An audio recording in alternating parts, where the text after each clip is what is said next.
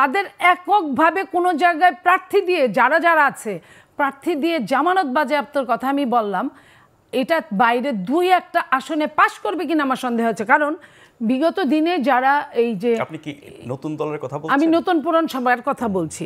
বিগত দিনে আপনার যারা 2, 4, 10, 20টা আসনে সংসদ সদস্য হয়েছিল, তারা কেউই এককভাবে হয় নাই, তারা কারো না কারো আপনার ধামা ধরে হতে হয়েছে।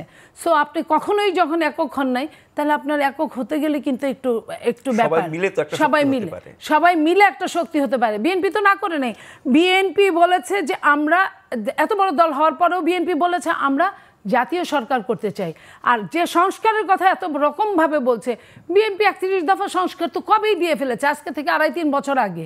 বিএনপি জানতো যে একদিন এমন দিন আসতে পারে, কিন্তু বিএনপি জানতো না শেখ হাসিনার এমনভাবে বিদায় হবে, এটা আমরা অস্বীকার করি না।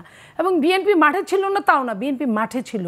বিএনপি আজকে যারা এত বড় বড় কথা বলছে, তাদের দিয়েই কাজ করাইছে বিএনপি, তাদেরই একটা সময় অর্থ দিয়ে কাজ করাইছে। আজকে তারাই বলে যে বিএনপি নাকি আওয়ামী লীগের টাকায় চলে। তো এই যে বিএনপি নায়ের মধ্যে থেকে বিএনপি যে তাদের দিয়ে কাজ করাইছে, সেই সবার এই কাজ করানোর ফলাফল হলো শেখ হাসিনার বিদায় নেওয়া। এক সময় বিএনপির শুভাকাঙ্ক্ষী হিসেবে আমরা অনেককেই জানতাম, যারা এখন বিএনপির বিরুদ্ধে সবচেয়ে কঠোর অবস্থানে। এর কারণ হচ্ছে ওই যে ক্ষমতা। তারা হচ্ছে ক্ষমতা না জনতা, তারা ক্ষমতাই ক্ষমতা, তারা জনতা চায় না। তারা যা একটা সময় উপায় ছিল না, মাঝখানে রাস্তায় দেশে আওয়ামী লীগ ছিল, তারা বিএনপি ছাড়া কোনো উপায় ছিল না তাদের, কারণ তাদের শেল্টার লাগবে।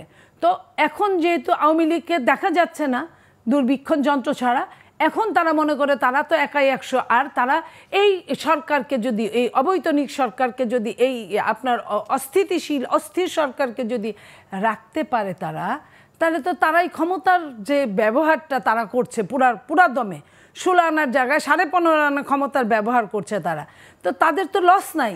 যে কারণে তারা বিএনপির সাথে এখন আর থাকতে চায় না। কখনো নিজেকে সরকারি দলের মনে করে, কখনো সর্বোচ্চ বিরোধী দলের মনে করে।